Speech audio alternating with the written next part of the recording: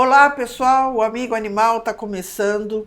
Eu quero conversar com vocês. Eu já falei em outros programas que às vezes existem assuntos que envolvem os animais que estão muito distantes da gente. E essa nossa rotina, esse nosso dia a dia, é tão automático, é tão cultural de quem mora na área urbana, de a gente concentrar nossa atenção, nosso carinho mais em cachorro e gato, né? Mas a gente esquece que essa senciência, todas essas sensações que os cães e gatos têm, todos os animais têm.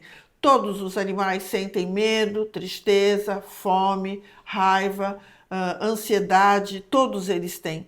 E nesse momento, toda essa mudança climática que o mundo enfrenta, e o Brasil está enfrentando, começou agora há pouco tempo no sul, né, gente? No Rio Grande do Sul, com aquela enchente que devastou várias cidades.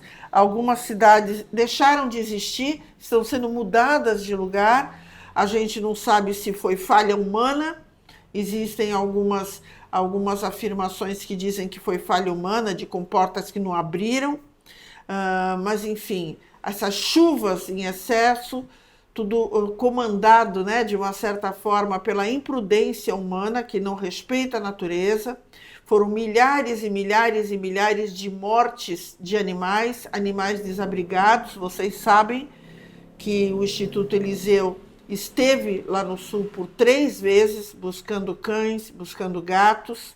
Foram viagens de 12 horas para ir, 12 horas para voltar, que os animais enfrentaram, mas era necessário, né, uma colaboração necessária, porque salvo algumas críticas, poucas, que nós tivemos dizendo, puxa, não tem problema aqui na região para resolver? Claro que tem, mas tem pessoas com teto também para administrar esses problemas. Naquele momento não existiam nem os tetos, porque as pessoas também estavam sem tetos. Então todas as ONGs que lá estavam fazendo o trabalho pesado, estavam precisando de ajuda, e é nesse momento que a gente entende que tem que ter empatia. E nesse momento, não deu nem para o GRADE Brasil, Grupo de Resposta aos Animais em Risco de Desastres, que estavam lá atuando e coordenando tudo, não deu tempo deles respirarem e começou a seca no Mato Grosso. Né? Começou animais a morrerem, os incêndios destruindo na maior planície alagada do mundo, e a gente enfrentando a seca e o incêndio. Eu estou aqui do lado do Dr. Enderson Barreto, que é diretor do GRADE Brasil e que está lá atuando nesse momento, mais precisamente na estrada conhecida como Transpantaneira, para tentar salvar o maior número de animais que nesse momento morrem aos quilos de sede e de fome. Anderson, desculpe a entrada demorada e você aí esperando. Muito obrigada por nos atender. Eu tenho uma paixão especial pelo GRADE Brasil, acompanho vocês desde o início. A gente chegou a encontrar com vocês em Petrópolis, com aquele desastre em Petrópolis. Depois a gente se encontrou no litoral norte. Depois fomos para o sul 3 vezes e vocês estavam lá sem dormir, sem ter lugar para dormir. Eu falava com a Carla, que é a presidente do GRADE Brasil, e ela falava que vocês não tinham. Vocês estavam 2, 3 dias com a mesma roupa. Então, assim, e comendo aquilo que ofereciam para vocês, porque vocês não tinham nem instalações. Então, assim, que é um trabalho que não dá para mensurar, não dá para a gente falar, é muito emocionante, é lindo demais o que vocês fazem. E agora eu gostaria que você falasse um pouquinho sobre o que está acontecendo na Transpantaneira. Olá, Leila, né? Primeiramente, é uma satisfação muito grande estar falando com vocês. Aproveito a oportunidade também para, de forma pública e justa, agradecer por todo o apoio aí ao longo desses anos, em especial no Rio Grande do Sul, que de fato foi algo muito atípico para todo o país, né? Mas que mostrou também a força da solidariedade e a força da união do povo brasileiro em prol do próximo, né? Isso foi muito importante e necessário para superar aquele momento tão difícil que todos nós passamos. E vocês nunca soltaram a nossa mão E isso, sem dúvida, nos fortalece e nos dá motivação para continuar lutando por uma causa tão difícil como essa. Falando, né, saindo desse extremo da inundação e vindo para o cenário de seca, é claro e evidente que o nosso país, o nosso país não, o planeta está sofrendo de forma muito extrema com as mudanças climáticas, né, esses reflexos de inundações de forma exacerbante em um local, seca extrema, em outro local, reflete muito bem os impactos das mudanças climáticas no nosso planeta, em especial no nosso país. O que o Pantanal vem passando é uma situação muito delicada.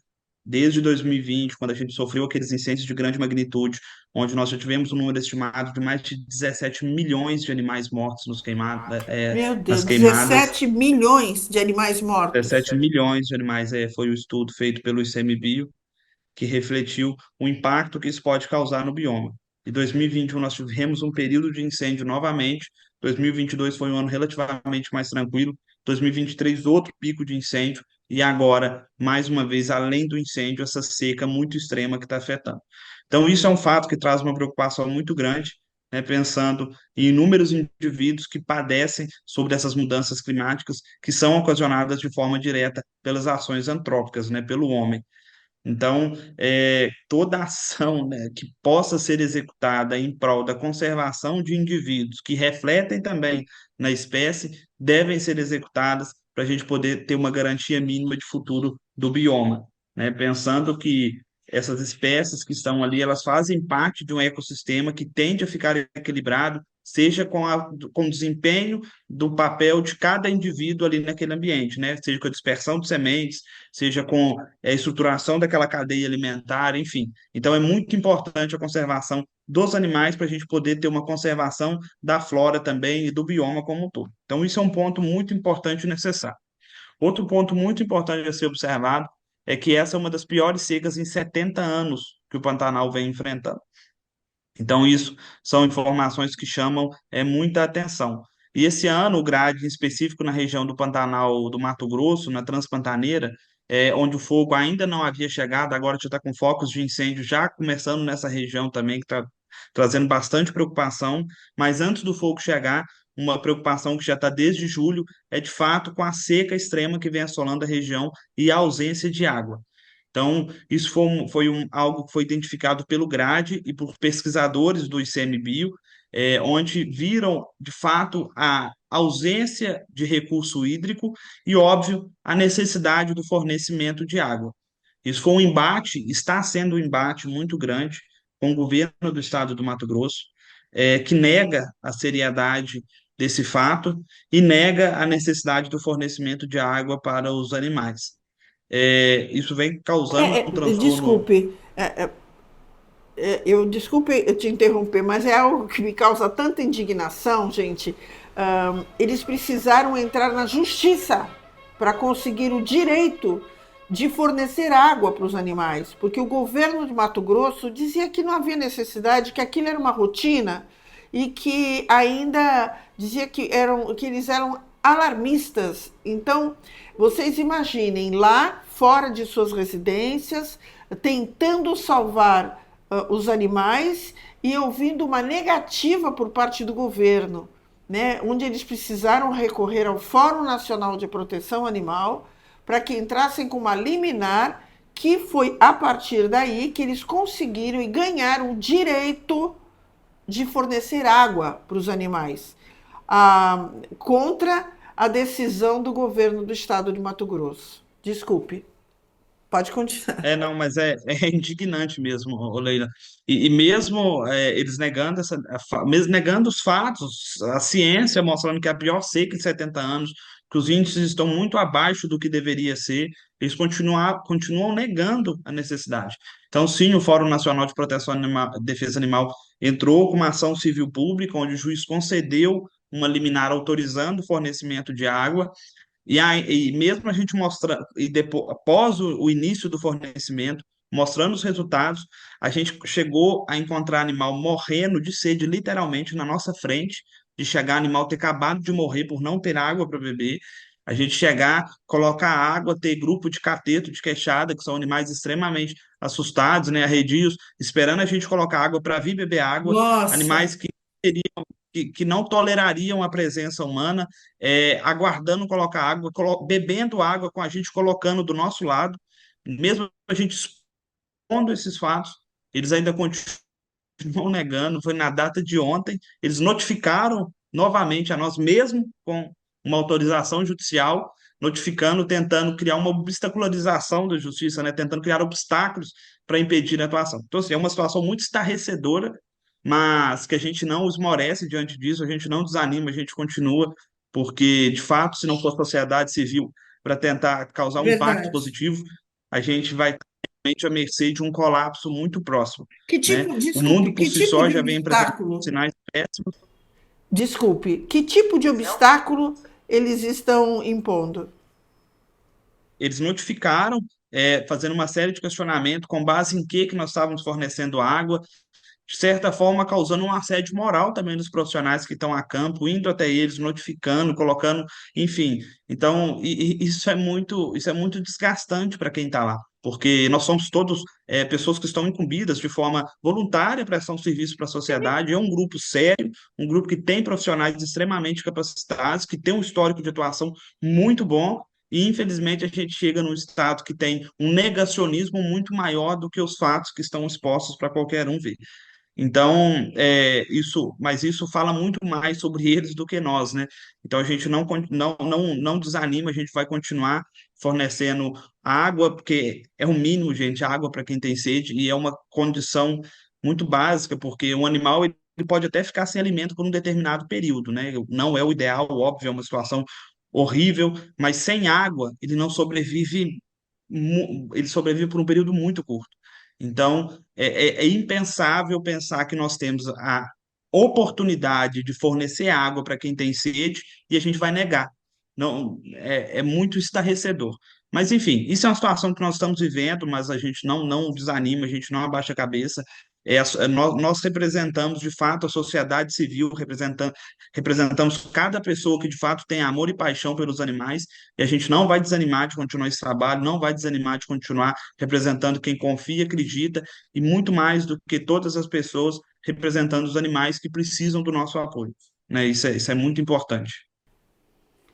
E o que mais você acabou de falar dos catetos, que são animais até que morrem de susto, né? Eles podem morrer até por estresse, né? Nem é de susto, eles podem morrer por estresse de uma forma muito rápida. Eles chegarem até vocês para tomar água, com vocês presentes ali, isso é que eles estavam no estado de desespero total, de sede, né? E nós vimos que nas filmagens. Pode falar. Não isso é natural que qualquer animal silvestre deva evitar a presença humana, né? Isso é básico. E, de fato, a maioria dos animais silvestres eles podem sofrer do que nós chamamos de miopatia por estresse, né? Então, é uma condição fisiológica quando o animal, quando submetido a um estresse muito grande, ele vem a óbito. E isso a gente tem visto que eles estão. A gente tem registros, Leila, de presa e predador bebendo água junto, porque Eu ia te eles se perguntar toleram isso. diante da emergência.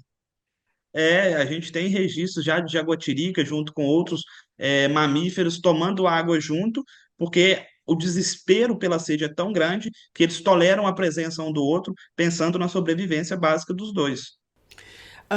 Anderson, como é que vocês identificaram os pontos onde vocês tinham que colocar água? Porque a Transpantaneira são quilômetros e quilômetros e quilômetros. Como é que vocês fizeram? Eu tenho certeza que vocês fizeram uma avaliação minuciosa desse local, porque vocês não fazem nada de forma aleatória.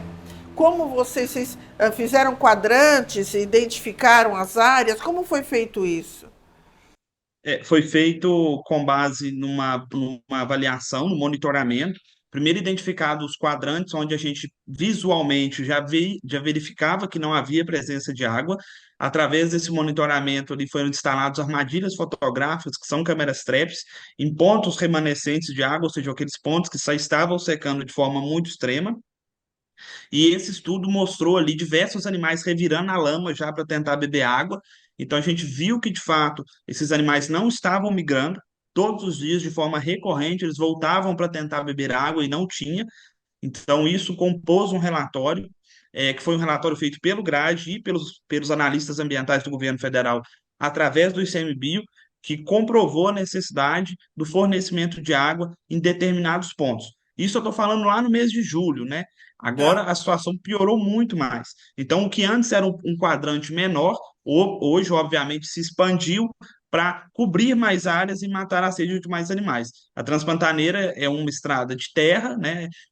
Que compreende aí por mais de 100 quilômetros, e também, além da Transpantaneira, onde a gente é estabelecido os pontos de fornecimento de água, existem algumas estradas vicinais também, que a gente consegue fazer o fornecimento de água, onde são instalados reservatórios de água artificial, né? São coxos de água, que são recipientes numa altura muito baixa, mas com um comprimento adequado para várias espécies de animais possam conseguir atingir a água, né, através do uso de caminhão-pipa, onde é abastecido no Rio Grande, que tem ainda que pouca, mas tem uma quantidade suficiente de água para a gente poder encher esse caminhão e abastecer esses reservatórios. E aí, claro, que também onde é instalado esses coxos, hoje a gente também tem as câmeras traps, onde a gente faz a análise de quais indivíduos vão lá beber essa água para a gente, de fato, entender se isso está sendo viável ou não, se está tendo resultado ou não. E antes da gente já ter toda a análise qualitativa desses dados, né, ou seja, a análise detalhada, hoje, com os dados brutos que nós temos, é claro o impacto extremamente positivo das espécies que estão indo ali de forma diária e em grande volume consumir a água. Gente, a gente tem mais coisa para conversar com vocês sobre essa situação da seca lá nessa região do Mato Grosso e a gente volta já já.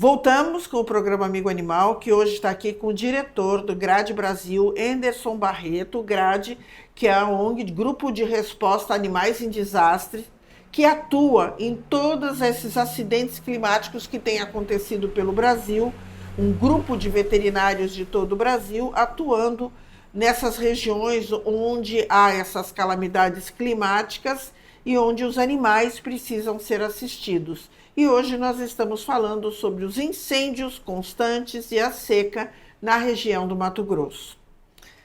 Enderson, a gente estava falando como vocês descobriram que nessa estrada transpantaneira, como vocês descobriram quais são os pontos onde vocês deveriam colocar os coxos com água, mas você me disse que vocês usaram as câmeras trap, que são aquelas câmeras que têm visão noturna, né? E para vocês identificarem onde havia procura, é isso? Isso, são armadilhas fotográficas que elas ativam com o movimento, né? Então elas filmam tanto em período diurno quanto noturno. Então todo animal que passa na frente dela, ela dispara e aí faz uma filmagem de 5 segundos, enfim, para a gente identificar o indivíduo que frequenta aquele local. E baseado nisso é que vocês identificaram os locais onde vocês deveriam colocar os coxos de água. Vocês já têm uma noção, porque isso começou em julho, nós estamos em outubro. Vocês, e ainda, apesar de toda a luta contra do governo do Mato Grosso, dizendo que não há necessidade de pôr água para os animais, vocês continuam lá, lutando. Vocês já têm noção do impacto negativo que essa seca e esses incêndios causaram na nossa fauna e na nossa flora? Falando específico do Pantanal, Leila, a gente teve uma estimativa de 2020 de mais de 17 milhões de animais mortos. Muitas vezes chama a atenção a onça, a anta, né, que são animais grandes, enfim, mas a gente tem uma microfauna também, a gente tem uma fauna rasteira, né, que são serpentes, enfim, em especial os répteis e anfíbios que são extremamente afetados, mas que são uma base ali daquele ecossistema que são muito importantes. Então, eu não consigo te falar ainda qual que é o impacto de fato que essa seca desse ano e o incêndio desse ano vai causar na fauna do Pantanal, mas a única certeza que a gente tem é que é um impacto grande. Alguns estudos mostraram do Senap, do ICMBio, que em determinadas regiões onde a gente teve incêndios recorrentes, ou seja, queimou esse ano, queimou outro ano, determinadas espécies diminuiu-se o avistamento cerca de 10 vezes. E são espécies que já estão em determinado risco de extinção, né? Já estão vulneráveis, enfim, na lista aí como espécies ameaçadas. Dentre elas, a gente tem tamanduá, a gente tem a anta, enfim. Então, são espécies que já estão em determinado risco. É claro que a gente não pode afirmar que essa seca tem um impacto extremo naquela determinada região, que vai extinguir a espécie daquela região, mas sim, todo impacto no indivíduo, ele reflete na espécie também como um todo. Então, diante de tantas pressões que o nosso planeta, em especial o nosso país, vem passando por inúmeras ações, né, em especial pelas mudanças climáticas, toda ação que proporcione conservação, que proporcione é, qualquer ação que possa gerar um impacto positivo sobre essas espécies, ela deve ser executada, né? Porque a gente não pode se acomodar com o que está se tornando comum seja normal, né? Pode ser Claro. comum, mas isso não é normal. E já que são as ações antrópicas que vêm ocasionando essa série de mudanças climáticas que ocasionam esses impactos, seja na fauna e na flora, é mais do que justo que ações antrópicas também sejam desempenhadas para dar um mínimo de dignidade para esses animais. Claro, ações antrópicas que destroem, tem que ter ações antrópicas que constroem também, né? Porque não dá, né? É absurdo Exatamente. a gente achar que não há nenhum planejamento, se é que esses incêndios são só da natureza, vamos dizer assim, se é que não tem a mão humana aí se programando para incendiar todas as áreas porque quer aquela área para pastagem, né? Que a gente sabe que acontece muito, mas que esse governo tenha, o governo do Mato Grosso, que tenha planejamentos estratégicos para minimizar essas ações que continuarão a acontecer durante o ano, né?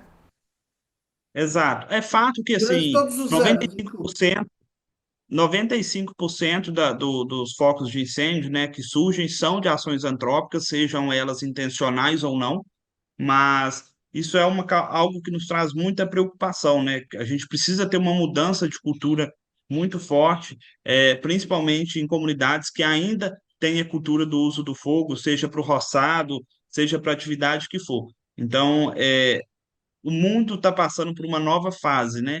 E é necessário que a gente tenha uma adequação para a gente poder, de fato, frear todas essas alterações, esses impactos negativos, senão a gente não vai ter um futuro, seja para a espécie que for. Você sabe que hoje, lembrei disso agora, você falando isso. Hoje eu estava conversando com uma amiga que está fazendo investimento. Investimento, ele ligou para o banco para dizer, olha, eu quero investir meu dinheiro, eu quero fazer uma poupança, eu quero guardar meu dinheiro para o futuro. Todos os investimentos brasileiros, em todos os investimentos brasileiros, você recolhe imposto para o governo. Todos, e é um imposto pesado, pesado para o governo. Você sabe qual é o único investimento que você pode fazer no banco que você não paga imposto porque o governo desconta, o governo não recebe? Se você investir no agronegócio.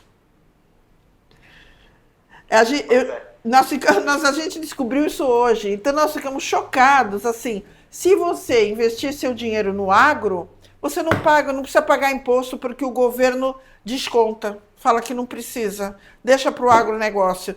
Então, a gente está lutando de um lado, as formiguinhas lutando de um lado para combater esses incêndios provocados pela mão humana por questões financeiras, e por um outro lado você tem um governo que de uma certa forma, está beneficiando tudo isso. Então, assim, a gente está num momento, como você falou, muito delicado, né? Eu acho que é um divisor de águas. Ou a gente assume o nosso lado e faz algo pensando nos netos, nos filhos, pensando no futuro, ou a gente larga a mão. Então vamos deixar correr, cada um por si, Deus por todos, porque no momento é assim que a gente está vivendo. Eu queria te perguntar algo que me perguntaram e eu não soube responder. E as aves? Porque a gente entende que elas voam, elas vão para outro lugar, mas que outro lugar é esse? Como é que ficam essas aves? Não, os registros são inúmeros de aves que também dependem desses pontos de hidratação. Então, são centenas de aves que frequentam esses pontos todos os dias para consumir a água. Claro que elas têm uma capacidade de migração muito maior, mas é como você disse, a situação está tão grave que vai migrar para onde? Né? É uma situação muito séria, mas a gente já comprovou com todos os registros que elas também dependem desses pontos para se hidratarem. Anderson, nesse momento em que vocês estão, desde julho, agosto, setembro, outubro, já estamos no mês de outubro, qual é a previsão que vocês têm, se é que vocês têm alguma previsão, em relação ao término disso? E o que vocês estão mais precisando nesse momento? Bom, Leila, nesse momento a gente está com atuação específica lá para a região do Pantanal Norte.